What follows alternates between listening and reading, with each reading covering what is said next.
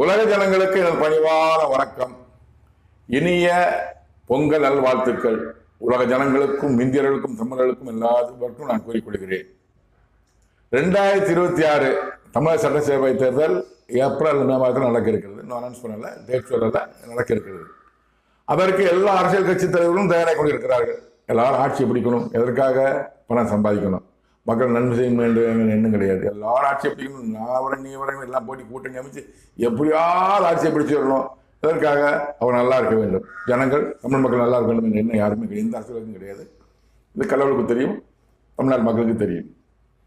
எந்த தேர்தலில் யார் முதலமைச்சராக வருவார்கள்?